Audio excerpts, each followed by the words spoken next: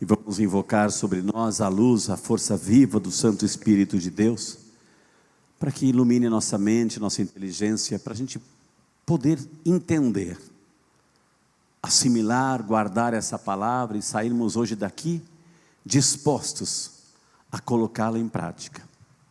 Amém? Meus amados irmãos, minhas amadas irmãs, como é confortante nós ouvimos e como cantamos muito bem o salmo do refrão, o salmo responsorial. Deixa eu fazer uma pergunta para vocês. Quem é, e sejam muito sinceros, como sempre, quem é daqui que está passando, ou já passou alguma tribulação? Levante a mão. Quem que está passando, ou já passou, enfim, quem está enfrentando uma tribulação, né? Você que levantou a mão, que está enfrentando uma tribulação, veja, eu não sei se você prestou atenção e cantou o salmo, né? Do coração atribulado está perto o Senhor. Do coração atribulado está perto o Senhor. Levante a mão quem está enfrentando uma tribulação. Levante a mão, fique com a mão levantada. Fique com a mão levantada. Aquela outra pessoa que está do seu lado, que não levantou a mão, diga então para essa pessoa que levantou a mão assim: olha, não se preocupe, o Senhor está aí do teu lado. Eu sei que você está passando um momento de tribulação, mas o Senhor está aí do teu lado. Amém? Você crê nisso ou não? Só que tem um problema. Muitas vezes a gente não percebe. E por que a gente não percebe? Por que muitas vezes a gente passa por tribulações da vida, momentos assim difíceis, a gente às vezes entra no desespero, amaldiçoa Deus e todo mundo? Por que a gente não percebe? O Salmo diz assim, o Salmo 33, do coração atribulado está perto o Senhor. O Senhor está perto de quem está com o coração atribulado, mas eu tenho que perceber. Por que a gente não percebe? Por causa das nossas cegueiras espirituais. Porque a gente dá peso à tribulação. Porque a gente potencializa a tribulação. E acaba não vendo a graça de Deus acontecendo.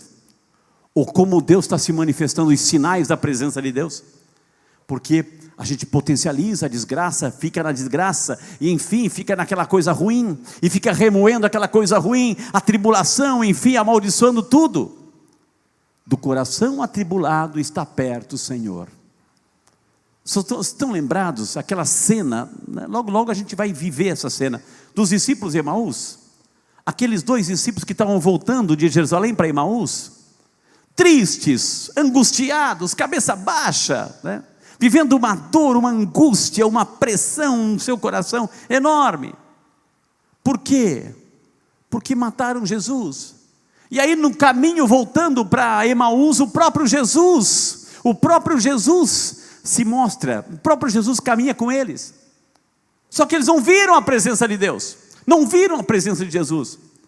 E aí Jesus percebe aquela angústia, aquela tristeza, aquela tribulação no coração, e pergunta: o que está acontecendo? Por que vocês estão tão tristes assim? Aí um deles até olha para Jesus assim: meu Deus, você é o único peregrino, forasteiro aí que não sabe o que está acontecendo? Jesus diz: não, o que está acontecendo? Aí eles contam, aquele Jesus de Nazaré, poderoso em palavras, fez tanta coisa bonita, tantas bênçãos, tantas graças, tantos milagres, mas as autoridades prenderam, julgaram, condenaram, morreu crucificado. É verdade que algumas mulheres dizem que ele está vivo, que ele ressuscitou, mas... E Jesus assim caminhando com eles, assim começa a dizer: como vocês são lentos, como vocês são lentos. E aí não era necessário que esse homem morresse, não era necessário que esse padecesse. Olha a primeira leitura, não era necessário. E passando por Moisés e os profetas, foi abrindo a mente deles com a palavra de Deus, como estamos fazendo agora. E aí de repente lá chegam na vila de Emaús, 11 quilômetros caminhando.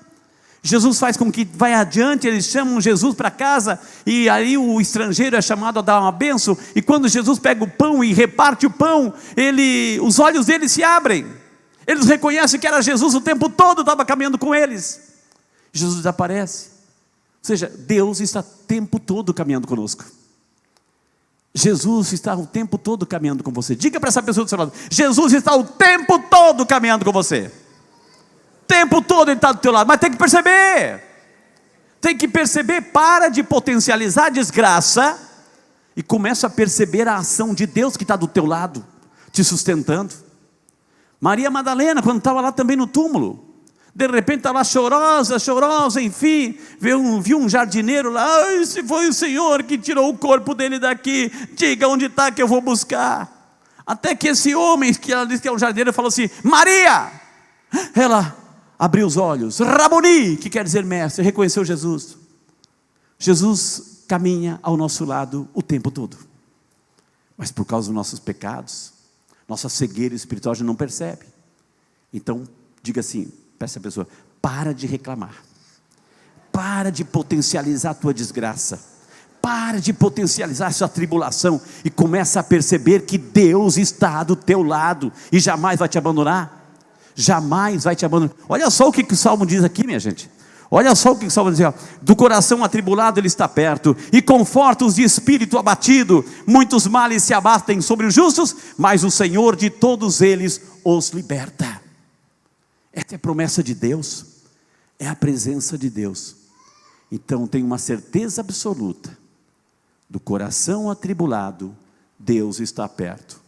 Deus sempre vai caminhar do teu lado, mas tem que perceber, tem que aprender a ler os sinais. Se não ler os sinais, você vai ficar cego, espiritualmente falando, e vai potencializar a tribulação, a desgraça, o erro, a mentira, o pecado. Então vamos potencializar, pedir essa graça da presença de Jesus em nossas vidas. Do coração atribulado Ele está perto.